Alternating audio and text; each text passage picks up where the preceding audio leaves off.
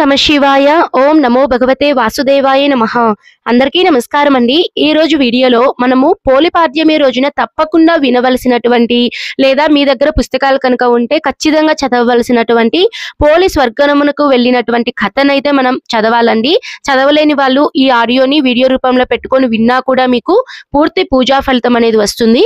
ఇప్పుడు పోలి స్వర్గమునకు వెళ్ళిన కథ చెప్తున్నాను. చేతిలో కొద్దిగా అక్షింతలు లేదా పుష్పాలను చేతిలో పట్టుకొని ఈ వ్రత కథను శ్రద్ధగా వినండి. పవిత్రమైనటువంటి కార్తీక మాసం 30 రోజులు పూర్తి అయిన తర్వాత మార్గశిర మాసం శుద్ధ పాడ్యమి నాడు చాకలి పోలి స్వర్గానికి వెళ్ళిందట. ఆమె జ్ఞాపక చిహ్నంగా స్త్రీ పురుషులందరూ కూడా ఆనాడు ఈ ఉత్సవం చేసి నదిలో దీపాలు వదిలి తమ కార్తీక వ్రతం పూర్తయినట్లుగా భావించి సంతోషిస్తారు. ఇది ప్రతి సంవత్సరం సాగుతుండేటువంటి సాంప్రదాయం. చాకలి పోలి స్వర్గానికి పోవడానికి ఒక కథ ఉంది. పూర్వం రాజమ్మ అనే చాకలి ఉండేది. ఆవిడకు 7 కొడుకులు. వారందరికీ కూడా వివాహాలు అయినాయి. 7 కోడళ్ళు కాపురాలకు వచ్చారు. 7వ కోడలి పుట్టింటి వారు చాలా పేదవాళ్ళు.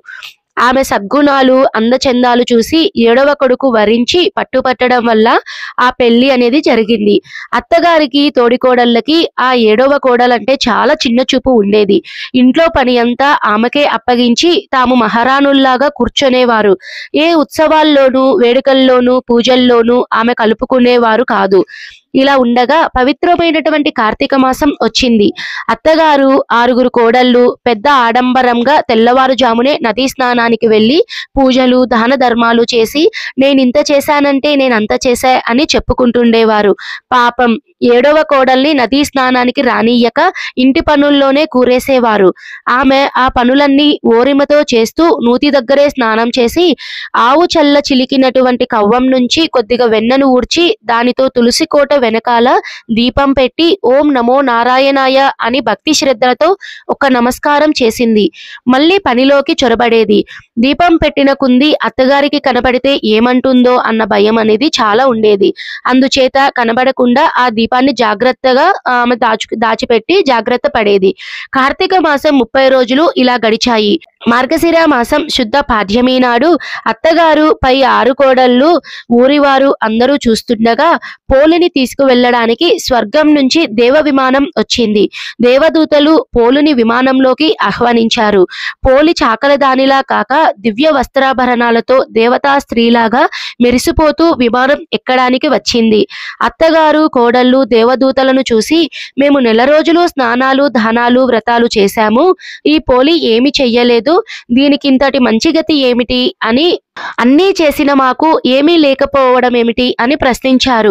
దానికి వారు ఈ పోలి భక్తి శ్రద్ధలతో మనసులో కార్తీక దామోదరుని నిలుపుకొని వీలున్నంతలో ఆవు వెన్నతో దీపం పెట్టి మొక్కింది. ఆమె భక్తికి నారాయణుడు సంతోషించి విమానం పంపించాడు. మీరు ఆడంబరాల కోసం ఒకరు చూసి మెచ్చుకోవాలనే అభిప్రాయంతో స్నానదానాలు చేశారు. అందుచేత మీరు చేసిన దానికి ఫలితం అంతంత మాత్రమే అన్నారు.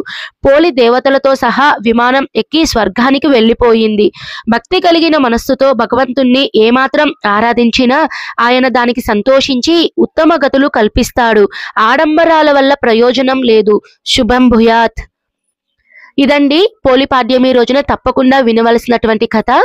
చక్కగా ఈ కథను విన్న తర్వాత చేతిలోని అక్షింతలను మీరు ఎక్కడైతే పూజ చేస్తున్నారో ఆ ప్రాంతంలో వేసుకొని నమస్కారం చేసుకొని తర్వాత ఆ అక్షింతలను కొద్దిగా మీ శిరస్సు పైన అయితే వేసుకోండి. ఇంతటితో మనకి పోలిపాడ్యమి వ్రత కథ అనేది పూర్తయింది. పూజ కూడా పూర్తయిందండి.